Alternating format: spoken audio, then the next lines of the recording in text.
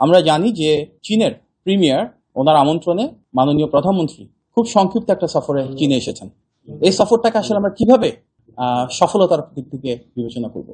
আমরা মনে করি এই ঐতিহাসিক রাষ্ট্রীয় সফরের মাধ্যমে একটা দীর্ঘমেয়াদী কৌশলগত অংশীদারিত্বের সম্পর্ক তৈরি হয়েছে, যার ভিত্তি আমাদের দ্বিপাক্ষিক সম্পর্কের উপর বহুপাক্ষিক আলাপ আলোচনা এবং বিষয়কে আমরা কভার করেছি।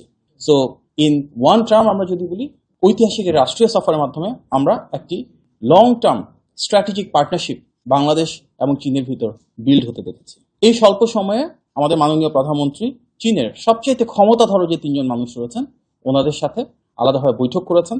President Xi Jinping, premier Li Qiang যিনি আমাদের দেশের প্রধানমন্ত্রীর মতন, chairman of the standing committee of the national people's congress Zhao Leji যিনি আমাদের দেশের স্পিকারের সমকক্ষ।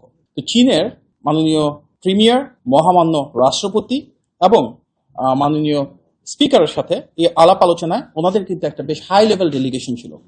এই মিটিংগুলোতে বিভিন্ন সময় উপস্থিত ছিলেন state councillor and secretary general of the state council চীনের, minister of foreign affairs, chairman of national development and reform commission, minister of commerce, minister of finance, people's bank of চায়নার governor, China international development corporation agency chairman, foreign অ্যাফেয়ার্সের vice minister, deputy foreign minister, national development এবং reform কমিশনের vice chairman, NPC foreign affairs committee chairman, NPC standing committee secretary general, NPC constitution and law committee chairperson, NPC education, science, culture and public health কমিটির vice chairperson, NPC standing কমিটির secretary general, প্রেসিডেন্টের অফিসের director, প্রেসিডেন্টের অফিসের secretary এবং বাংলাদেশে চীনের নিযুক্ত অ্যাম্বাসেডর। অত্যন্ত হাই লেভেলের ডেলিগেশনে বাংলাদেশ এবং চীনের দ্বিপাক্ষিক সম্পর্কের অত্যন্ত গুরুত্বপূর্ণ সব বিষয় নিয়ে সবিস্তরে আলাপ আলোচনা করা হয়েছে, যেখানে নির্ধারিত হয়েছে যে এই ঐতিহাসিক সম্পর্কের মূল ভিত্তি হবে মিউচুয়াল ট্রাস্ট, রেসপেক্ট, কোঅপারেশন এবং অবশ্যই দুই দেশের নিজস্ব স্বার্থ সংশ্লিষ্ট বিষয়াদি।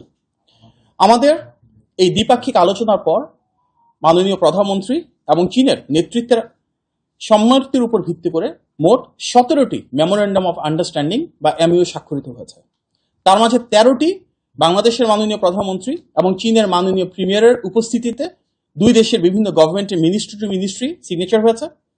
3টি হয়েছে বাংলাদেশের বিডার সাথে, এখানকার বিভিন্ন স্টেক হোল্ডারদের সাথে, এবং একটা হয়েছে political party to political party অর্থাৎ বিএনপি, বাংলাদেশের বর্তমানে যে রাষ্ট্র পরিচালনার দায়িত্বে রয়েছে, এবং চীনের ক্ষমতাধর যে রাজনৈতিক দল রয়েছে চাইনিজ কমিউনিস্ট পার্টির সাথে।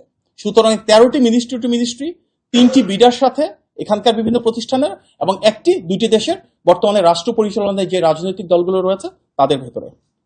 আমাদের টোটালে ঐতিহাসিক সফরের উপর ভিত্তি করে একটি জয়েন্ট কমিউনিকে, যেটাকে আমরা বাংলায় বলি যৌথ ইশতেহার প্রণীত হচ্ছে।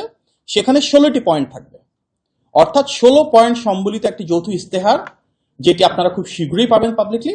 সেখানে এই পুরো সফরের বিস্তৃত যে আন্ডারস্ট্যান্ডিংগুলো হয়েছে, যেখানে ঐক্যমত্য হয়েছে, সেই কনসেনসাসগুলো তুলে রাখা হবে। আমরা অত্যন্ত গর্বিত যে চীনে আমরা যাদের সাথে কথা বলেছি, এখানকার honourable president, honourable prime minister যিনি প্রিমিয়ার এখানে বলা হয়, এবং অনারেবল স্পিকার ইকুইভ্যালেন্ট, ওনারা প্রত্যেকে বাংলাদেশ এবং চীনের 50 বছরের সম্পর্ক স্থাপনের ক্ষেত্রে শহীদ প্রেসিডেন্ট জিয়াউর রহমান এবং দেশনেত্রী বেগম খালেদা জিয়ার যে অসাধারণ অনবদ্য ভূমিকা রয়েছে তার ভূয়সী প্রশংসা করেছেন। চীনের প্রত্যেকে বাংলাদেশ এবং চীনের আজকে যে অবস্থানে রয়েছে সম্পর্কের দিক থেকে, তার পেছনে বিএনপি একটি রাজনৈতিক দল হিসেবে এবং বিএনপির প্রতিষ্ঠাতা শহীদ প্রেসিডেন্ট জিয়াউর রহমান এবং দেশনেত্রী বেগম খালেদা জিয়া যেভাবে অত্যন্ত ইতিবাচকভাবে বিভিন্ন সময় ফ্যাসিলিটেট করেছেন, পলিসি দিয়েছেন, বারবার এখানে রাষ্ট্রীয় সফর করেছেন, সেগুলোকে ওনারা ডিপলি অ্যাপ্রিসিয়েট করেছেন। বাংলাদেশের দিক থেকে মাননীয় প্রধানমন্ত্রী আবারও নিশ্চিত করেছে আমাদের one policy, one China policy, অর্থাৎ চায়নাকে আমরা একটি একক রাষ্ট্র হিসেবে দেখি, যার ভিতরে তাইওয়ানও অন্তর্ভুক্ত রয়েছে, সেটি সুসংহতভাবে সুনিশ্চিত করেছেন। বাংলাদেশের মাননীয় প্রধানমন্ত্রী নির্বাচিত হয়ে আসার পর গত 4 মাসে ওনার যে পিপল সেন্ট্রিক পলিসিগুলো রয়েছে, জনগণের ভাগ্য পরিবর্তনের জন্য, সমস্যা সমাধানের জন্য বিভিন্ন সেক্টরে যে পলিসিগুলো গৃহীত হয়েছে, অত্যন্ত দ্রুততার সাথে বাস্তবায়ন শুরু হচ্ছে, সেগুলোর জন্য চীনের পক্ষ থেকে সর্বোচ্চ সহযোগিতার আশ্বাস দেওয়া হয়েছে। ওনারা এটিকে খুব ডিপলি এবং গ্রেটলি অ্যাপ্রিসিয়েট করেছেন এবং বলেছেন যে জনগণের সাথে সংশ্লিষ্ট বিভিন্ন সেক্টরে এই পলিসিগুলো বাস্তবায়নের জন্য যেখানে যতটুকু করা প্রয়োজন চীন বাংলাদেশের সাথে থাকবে এবং পাশে থাকবে। আমাদের সবচেয়ে বড় ট্রেডিং পার্টনার চীন, এবং এখানে আমাদের এক্সপোর্টের পরিমাণ খুব সীমিত, কিন্তু চীন থেকে বাংলাদেশে ইম্পোর্টের পরিমাণ অত্যন্ত বেশি। কিন্তু এটাকে নিয়ে দুই দেশের রাষ্ট্রপ্রধানের ভিতরে, সরকার প্রধানের ভিতরে আলাপ আলোচনার জন্য ডিটেল প্ল্যাটফর্মে আলোচনা হয়েছে এবং সেখানে বলা হয়েছে কিভাবে বাংলাদেশ থেকে আমরা ট্রেড গ্যাপটা কমাতে পারি। যেমন যেসব ক্ষেত্রে বাংলাদেশ থেকে প্রোডাকশন ক্যাপাসিটি রয়েছে, ম্যানুফ্যাকচারিং ক্যাপাসিটি রয়েছে, সেই সেক্টরগুলোকে আমরা আইডেন্টিফাই করতে পারি কিনা এবং তার থেকে এক্সপোর্ট করে বাংলাদেশে আমরা বাড়াতে পারি কিনা। ফর ইনস্টেন্স, আমাদের এগ্রিকালচারাল প্রোডাকশন কিভাবে বাড়াবো। যে গার্মেন্টস রপ্তানি হয় বাংলাদেশ থেকে, তার একটা বড় অংশ র ম্যাটেরিয়ালস কিন্তু আমরা চীন থেকে বাংলাদেশে প্রথমে আমদানি করি, দেন বাংলাদেশ থেকে বিভিন্ন দেশে রপ্তানি করি। সেই প্রোডাক্টগুলোকে আমরা র ম্যাটেরিয়ালস হিসেবে বাংলাদেশে প্রডিউস করতে পারি কিনা, এগুলো নিয়ে যথেষ্ট আলোচনা হয়েছে। আমাদের বর্তমানে যে সাপ্লাই চেইন রয়েছে, সেই সাপ্লাই চেইন কিন্তু চীনে অনেকটা এগিয়ে গিয়েছে। দেখা যাচ্ছে তাদের অনেক ফ্যাক্টরি রিলোকেট হচ্ছে বিশ্বের বিভিন্ন দেশে। চীনের নেতৃত্ব বলেছে রিলোকেশনের ক্ষেত্রে বাংলাদেশকে কিভাবে প্রাধান্য দেওয়া যায়, যেসব জায়গায় বাংলাদেশের হিউম্যান রিসোর্স রয়েছে, টেকনিক্যাল ক্যাপাসিটি রয়েছে, সেই ইন্ডাস্ট্রিগুলো বাংলাদেশে নিয়ে আমরা কিভাবে জব ক্রিয়েট করতে পারি, এগুলো নিয়েও বিস্তারিত আলোচনা হয়েছে এবং নিশ্চিত করা হচ্ছে সামনের দিনগুলোতে চীনের দিক থেকে বাংলাদেশের ট্রেড কিভাবে বাড়ানো যায়, বাংলাদেশে কিভাবে ফ্যাক্টরি প্রেজেন্স বাড়ানো যায়, এগুলো নিয়ে ওনারা কাজ করবেন। এবং যে ইনভেস্টমেন্টগুলো হবে চীন থেকে, সেখানে অবশ্যই কর্মসংস্থানকে একটি অন্যতম প্রাধান্যের ক্ষেত্র হিসেবে দেখা হবে। বাংলাদেশের সাথে চীনের অনেক ধরনের উন্নয়নমূলক প্রজেক্ট চলমান রয়েছে। সামনের দিকে আমরা এই প্রজেক্টগুলোকে আরো ব্যাপ্তি বাড়াতে চাই।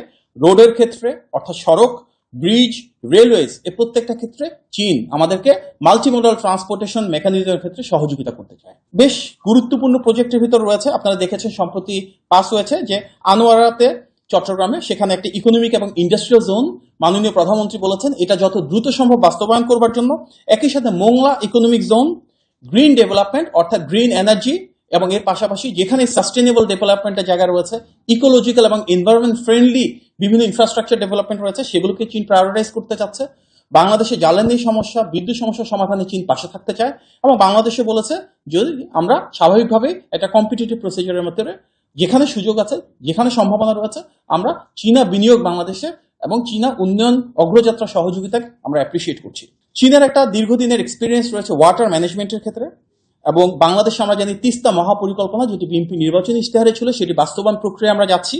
এখানকার প্ল্যানিং, ফিজিবিলিটি স্টাডি এবং টেকনিক্যাল যে কোনো সাপোর্টে তিস্তা মহাপরিকল্পনা সহ পানি ব্যবস্থাপনায় চীন গুরুত্বপূর্ণ ভূমিকা রাখতে চায় এবং বাংলাদেশ থেকেও আমরা স্বাভাবিকভাবেই, যদি সেখানে আমাদের কস্টিং এর অ্যাডভান্টেজ থাকে, যদি আমরা টেকনিক্যাল সাপোর্টটা প্রপারলি পাই, এবং যেহেতু আমাদের এখানে স্বাভাবিকভাবেই বিএনপি নির্বাচনী ইশতেহার বাস্তবায়নের জন্য প্রণীত উদ্যোগগুলোর সাথে চীনের দীর্ঘদিনের যে এক্সপার্টিস রয়েছে, এক্সপিরিয়েন্স রয়েছে, সেটা অ্যালাইন করছে। এক্ষেত্রে আমরা সামনের দিনগুলোতে খুব ডিপ রুটেড কোলাবোরেশন প্রত্যাশা করছি। আজকে কানেক্টিভিটি নিয়ে ডিটেলে কথা হয়েছে প্রেসিডেন্ট শি জিনপিং এর সাথে মাননীয় প্রধানমন্ত্রী জনাব তারেক রহমানের, এবং সেখানে প্রস্তাবনা এসছে যে কিভাবে বাংলাদেশ থেকে মায়ানমার এবং চীন হয়ে একটি ইকোনমিক করিডর তৈরি করা যায়, যে ইকোনমিক করিডরের মূল উদ্দেশ্য হবে বাংলাদেশের অর্থনীতিকে আরো ব্যাপ্তি বাড়ানো, ইকোনমিক ট্রানজাকশন বাড়ানো এবং মাল্টিমোডাল ট্রান্সপোর্টেশনটাকে আরো এনহ্যান্স করা। চিটাগাং পোর্টকে আরো কিভাবে আধুনিকায়ন করা যায় এবং আমরা একটা রিজিওনাল হাব হিসেবে গড়ে তুলতে পারি, যেখানে শুধু বাংলাদেশের জন্য না, চিটাগাং পোর্ট অন্যান্য দেশের জন্য সার্ভ করবে, সেটা নিয়ে যেমন আমরা কাজ করতে চাই। একই সাথে মংলা পোর্টকে আপগ্রেড করবার জন্য এবং মংলা পোর্টকে আরো বেশি প্রোগ্রেসিভ করবার জন্য, সার্ভিস ওরিয়েন্টেড করবার জন্য চীন আগ্রহ প্রকাশ করেছে এবং বাংলাদেশ থেকে আমরা সেগুলো দিয়ে আলোচনা করেছি। স্বাভাবিকভাবেই বাংলাদেশ এবং চীনের মাঝে বহুপাক্ষিক যে সম্পর্ক, তার অংশ হিসেবে আমরা পিপল টু পিপল টাইজ বাড়াতে চাই। আমাদের মূল উদ্দেশ্য শিক্ষা ব্যবস্থা, যেমন ইতিমধ্যে তৃতীয় ভাষা হিসেবে ম্যান্ডারিনকে প্রায়োরিটাইজ করা হচ্ছে, টেকনিক্যাল এবং ভোকেশনাল এডুকেশনকে প্রায়োরিটাইজ করা হচ্ছে, এবং এই দুই ক্ষেত্রেই চীন তার নিজের অভিজ্ঞতার আলোকে বাংলাদেশকে সহযোগিতা করতে চায়। চীনা ভাষা শিক্ষার ক্ষেত্রে আমাদেরকে শিক্ষক এবং ইনফ্রাস্ট্রাকচারাল সাপোর্ট ওনারা প্রোভাইড করবেন। হেলথ কেয়ারের ক্ষেত্রে কিভাবে আধুনিক চিকিৎসা ব্যবস্থা বাংলাদেশে আমরা প্রয়োগ করতে পারি, বিভিন্ন ধরনের রোবোটিক সার্জারি এবং হাসপাতাল প্রতিষ্ঠা থেকে অন্যান্য বিষয়ে চীন তাদের আগ্রহ প্রকাশ করেছেন এবং বাংলাদেশ থেকে অনেকেই বিদেশে চিকিৎসা করতে চান। চীন সেখানে ভিসা প্রসেসিং ইজি করবার মাধ্যমে এবং অন্যান্য সহযোগিতার মাধ্যমে বাংলাদেশি যারা বিদেশে চিকিৎসা করতে চান তাদের জন্য দ্বার উন্মোচন করতে ইচ্ছুক। এর পাশাপাশি সংস্কৃতি, মিডিয়া, টেকনোলজি, সামগ্রিকভাবে নলেজ ট্রান্সফার এবং এমপ্লয়মেন্ট জেনারেশন নিয়ে আমরা পিপল টু পিপল অর্থাৎ দুই দেশের ভিতরে সম্পর্ক আরও বাড়াতে চাই। সুতরাং সেখানে ঐতিহ্যের বিষয় রয়েছে, তথ্যের বিষয় রয়েছে, প্রযুক্তির বিষয় রয়েছে, প্রতিটি ক্ষেত্রে আমরা চাই দুই দেশের জনগণের ভেতর আরো সম্পর্ক বৃদ্ধি হোক, এবং এগুলি নিয়ে দুই দেশের নেতৃত্বে আলোচনা করেছেন। আমরা সবাই জানি রোহিঙ্গার বিষয়ে বাংলাদেশের অবস্থান খুব সুনিশ্চিত। আমরা চাই সেফ, ভলান্টারি এবং ডিগনিফাইড ওয়েতে যারা আমাদের দেশে রোহিঙ্গা রয়েছেন ওনারা নিজ দেশে ফেরত যাক।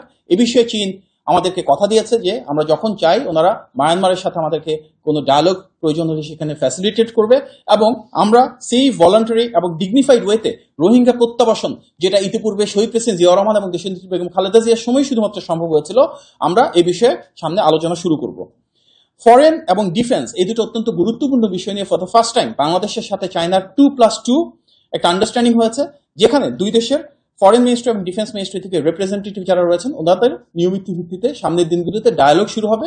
এই ইনস্ট্রুমেন্টের ডিটেলসটা ওয়ার্কআউট করা হচ্ছে।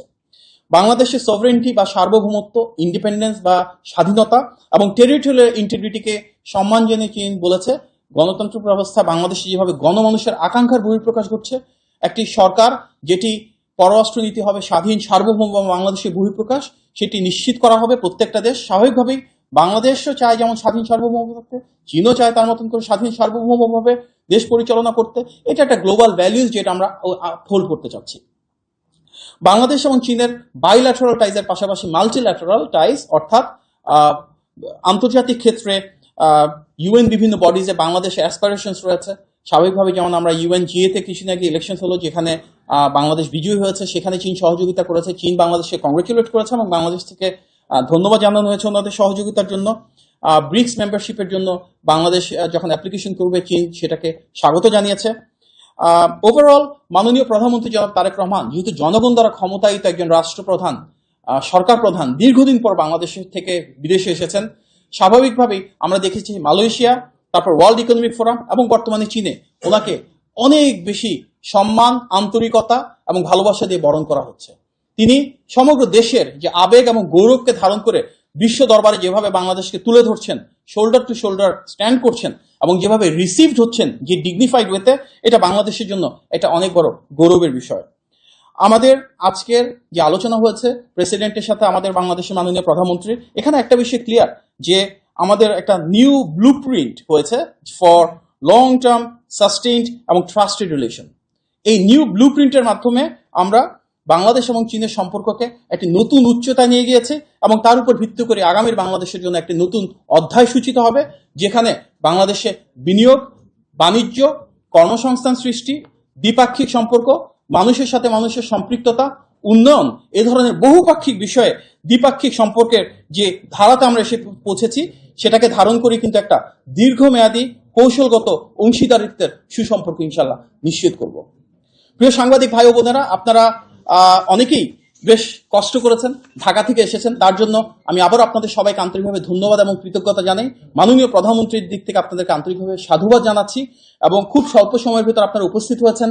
এটা গত বেশ কয়েকদিন ধরেই আমাদের মালয়েশিয়াতে, তারপর ওয়ার্ল্ড ইকোনমিক ফোরামে এবং বর্তমানে এই বেইজিংয়ে মূলত পেছন থেকে পুরো কাজটা করেছে প্রেস টিমের অতিরিক্ত সচিব আতিকুর রহমান রুমন ভাই, উপপ্রেস সচিব জাহিদুল ইসলাম রনি ভাই, উপপ্রেস সচিব সুজন মাহমুদ ভাই, উপপ্রেস সচিব শাহাদাত স্বাধীন ভাই, সহকারী প্রেস সচিব নাজমুল হক খান ভাই, এবং এখানে মাননীয় প্রধানমন্ত্রীর ব্যক্তিগত ফটোগ্রাফার খালেদ হোসেন পরাগ ভাই রয়েছেন, আরেক ফটোগ্রাফার খালেদ ভাই রয়েছেন। ওনাদের প্রত্যেককে আন্তরিকভাবে ধন্যবাদ, গভীর কৃতজ্ঞতা জানাই। আপনাদের খুব স্বল্প সময় ওনারা অর্গানাইজ করেছেন, এবং আপনাদের প্রতি আরবারও ধন্যবাদ জানাচ্ছি, কারণ আমাদের যে অবস্থানটুকু বা যা ঘটছে আপনারা সারা বাংলাদেশের সামনে সেগুলো নিয়মিত তুলে ধরছেন। এখানে হুমায়ুন কবির ভাই রয়েছেন, মাননীয় প্রধানমন্ত্রীর পররাষ্ট্র বিষয়ক উপদেষ্টা, যেহেতু ফরেন মিনিস্ট্রি অর্গানাইজ করছে স্বাভাবিকভাবে ওনার ডিটেল ইনফরমেশন রয়েছে, উনি এটা আপনাদের সামনে উপস্থাপন করবে। আমার সামনে একটা মিটিং আছে, আমি আপনাদের কাছ থেকে বিদায় নিচ্ছি, এবং সামনে আশা করছি যে ঢাকায় পরবর্তীতে ইনশাল্লাহ আমাদের অবশ্যই দেখা হবে। আপনার সবাই এখন অর্জন যদি আমরা বলি তাহলে এটাই যে দীর্ঘদিনের ঐতিহাসিক যে বাংলাদেশ চীনের সম্পর্ক, আজকে মাননীয় প্রধানমন্ত্রীর ঐতিহাসিক সফরের মাধ্যমে দ্বিপাক্ষিক সেই সম্পর্কের বহুপাক্ষিক বিষয়ে আমরা একটি দীর্ঘমেয়াদী কৌশলগত অংশীদারত্ব স্থাপন করেছি।